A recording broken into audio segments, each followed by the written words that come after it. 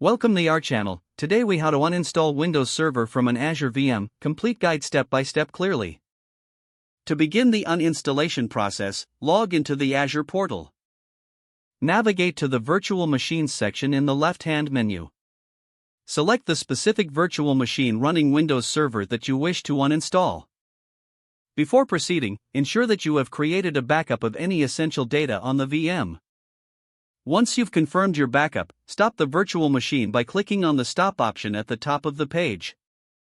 Wait for the VM to completely shut down. After the VM is stopped, select the Delete option to remove the virtual machine from your resources. A prompt will appear confirming your action. Read the warning carefully. Confirm that you want to delete the virtual machine. Once confirmed, the deletion process will initiate. This may take a few moments, depending on the size of the VM and associated resources. After the process is complete, navigate back to the Virtual Machines section to ensure the VM is no longer listed. If you used a specific resource group for your VM, consider deleting that resource group as well. To do so, navigate to the Resource Groups section in the left pane. Select the relevant resource group that contained your VM. Review the resources within the group. If you're ready to proceed, click on the Delete button at the top. Type the name of the resource group as prompted to confirm deletion. This will remove all associated resources, including the VM and any storage accounts.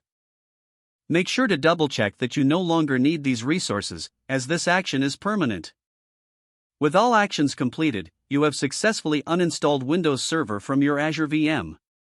If the page does not load, refresh the browser or try again in a private or incognito window. Make sure you are using the correct email address, then retype it carefully to avoid small typos.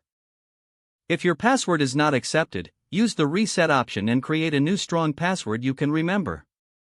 Check your spam folder for verification or security emails, then complete any requested confirmation steps.